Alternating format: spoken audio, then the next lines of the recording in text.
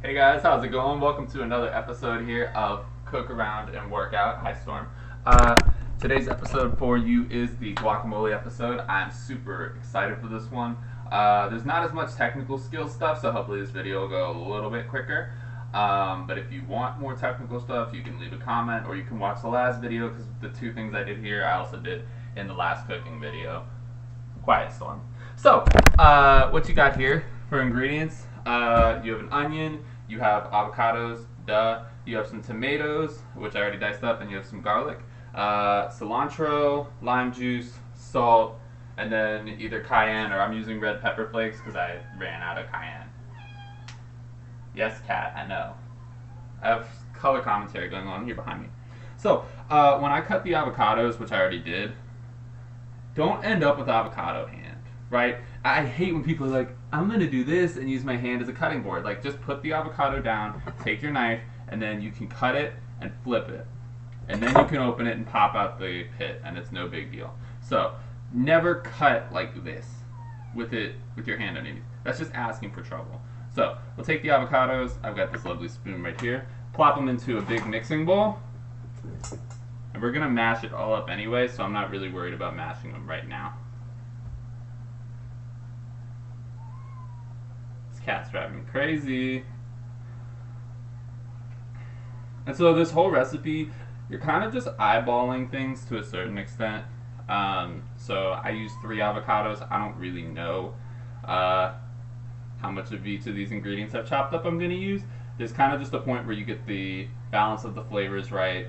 You get the consistency right, which is big, and we're going to show you exactly what that looks like in a little bit, aren't we, Storm?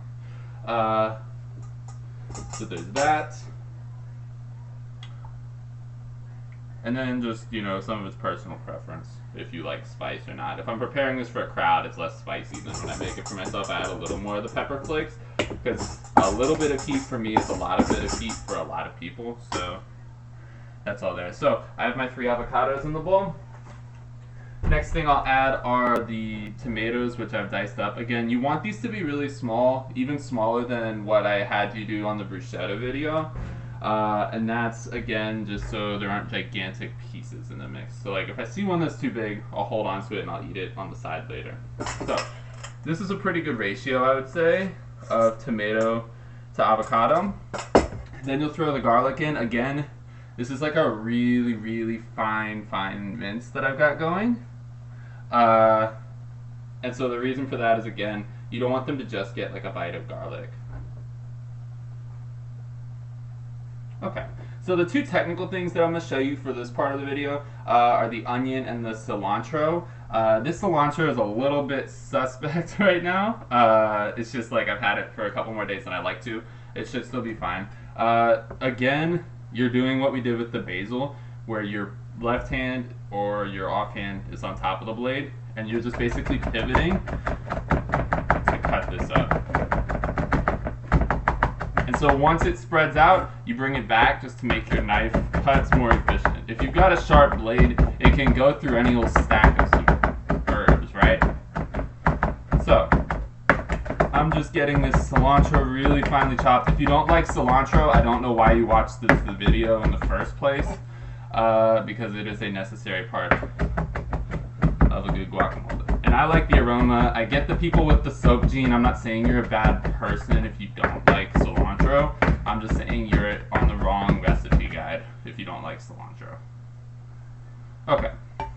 So this is a lot. Honestly though, this is so good. Like, look, if you want to make this recipe good, you will use plenty of cilantro. And then all your friends going to be coming over like, ooh, he's got that guacamole going. Now, I can't do it right now because of social distancing and the quarantine. But otherwise, like, you want to have a house party? Just get you some guacamole and put a bunch of cilantro in it. Boom. Set. All right. So, I chopped this up. I'm going to get a lot. Because, again, it'll mix in there. It's no big deal. Right.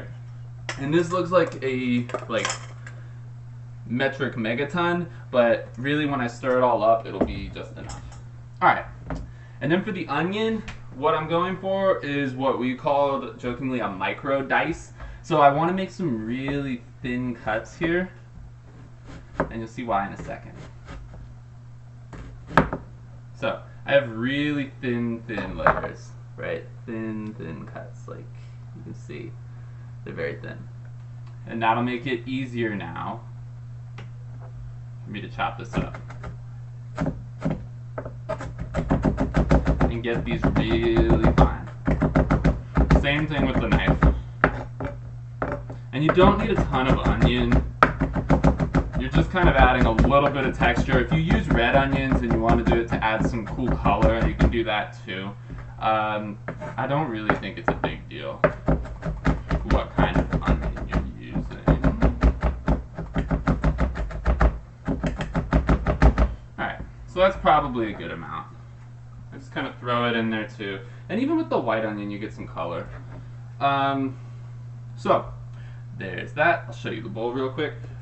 Crazy thing, according to Time, 10 times as many human-on-human bites occur as shark-on-human bites occur. Like, sharks are crazy cool animals, and there's such a huge range of them. Like, for example, hammerhead sharks, they have a 360-degree field of vision, which is just crazy to me. Tiger sharks, on the other hand, they cannibalize each other in the womb. They're kind of in that meerkat persuasion of, like, harming other animals. Let's see. Great white sharks can not only go days without eating, or weeks or months without eating.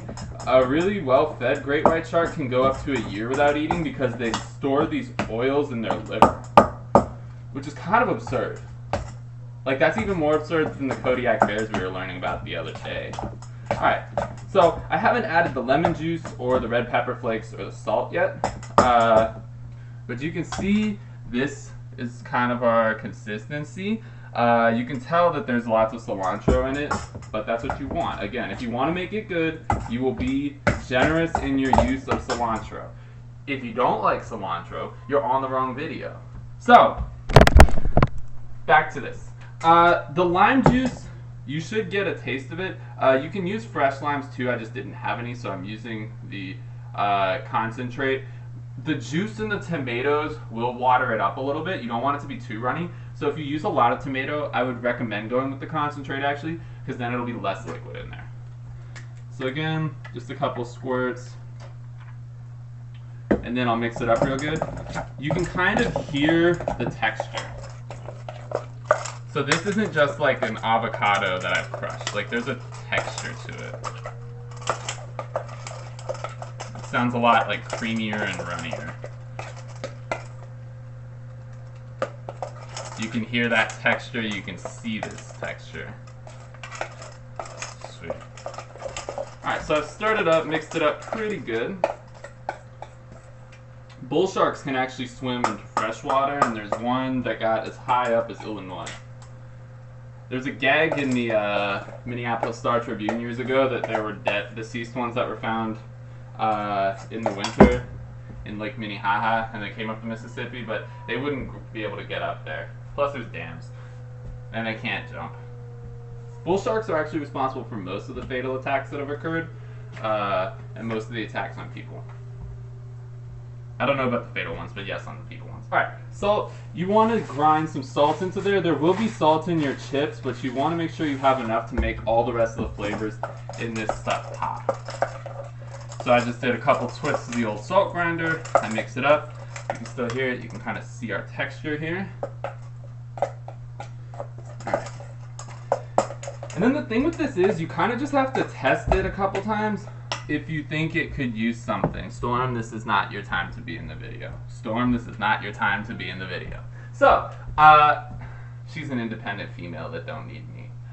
She runs the house. So, you test it. I have these, like, lime chips, but you can use any kind of chips you want, or if you're using pita chips, or whatever implement you want. Of course, opening the chip bag is the fun part of the video. That's why I like sharp knives. I can use them to open other stuff too. Alright, so I'll take one of these. A lot of people when they try it, they like dip it. I'm not a chicken about it. Like I grab like a good amount. Like I grab it like I want to eat guacamole. And so you're tasting. I've got enough lime. I've got enough cilantro. I've got enough tomato. Could add a little bit more heat because I don't think I actually could add a little bit more salt. So I'll just do like a small twist. Throw in some pepper flakes.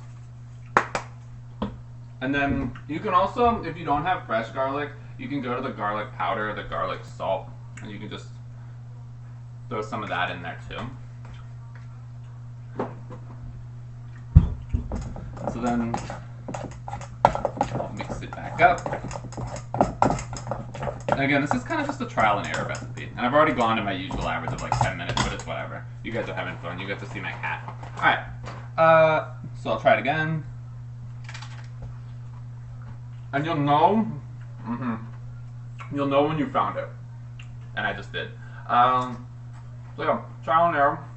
Super fun recipe. Easy to make a bunch. Like when I used to work at the restaurant, I would make like 8 quarts of this stuff right when I walked in the door every day, because it was kind of my specialty. But yeah, you can make it for a small group. You can make like a bunch of it. It doesn't keep that well, so if you do make a ton, you better find some friends or just eat it all, and then work it all out. So thank you for tuning in to Cook Around and Work Out. Leave comments, subscribe, suggestions, questions, challenges, your own recipes, whatever you want. Thanks for tuning in. Catch you guys later. Stay quarantined.